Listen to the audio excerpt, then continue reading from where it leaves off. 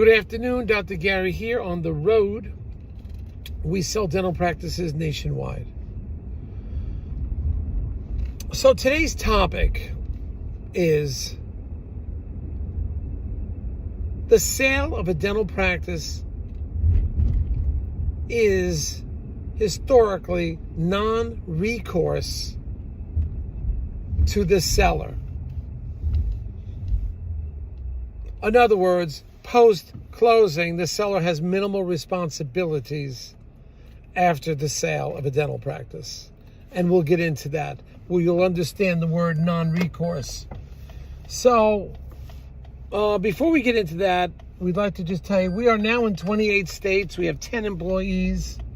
We're beginning to lecture a bit more now, too. We did a big lecture on Thursday night in Jersey and got 4 sellers out of a group of, I think, 35, which is pretty good. So we're excited about that.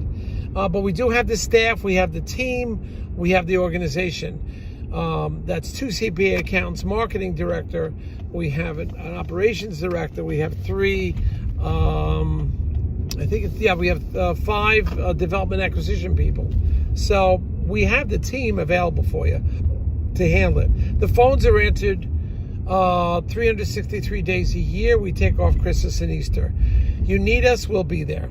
Now, if you're thinking about selling to a DSO, we can help you there too, because we know virtually all of them. Many of them will all pay our commission. So often there's no commission to the seller. And if you work with us, often we can get your legal fees reimbursed upon successful closing. And that's worked out quite well. So now, anything you're about to hear from us today is an opinion, and this is entertainment. It's not legal or business advice. So this concept of non-recourse, you've got to understand what this is.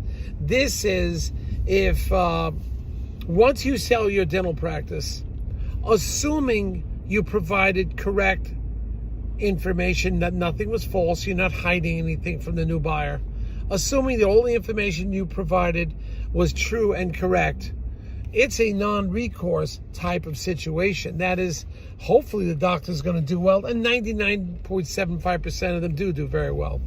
But the doctor can't come back to you, the buyer can't come back because they're not doing well financially and blame you and try to sue you for whatever. It's a non-recourse type of transaction. Now, your attorney, and hopefully you're getting a dental attorney, will give you the proper paperwork for this, so you don't have a responsibility after the closing. Sometimes you may want to work, and the doctor may want you to work there. But historically, as far as your responsibilities, they're somewhat minimal, and you're not responsible for the success of the practice as long as you provided true and correct information and abided by the contract itself. So you've got to be aware of that. But as far as this transaction, it is a non-recourse transaction. You're not responsible for the success or the failure, hopefully not, of a dental practice. It's not your fault. We had that question asked. As I say, we've been trying to do some more lectures around the country, and I think we'll continue to do that. But there's no recourse for that if that happens. But you must have the great dental attorneys to assist you with that. And your contracts have to be written well. Thank you.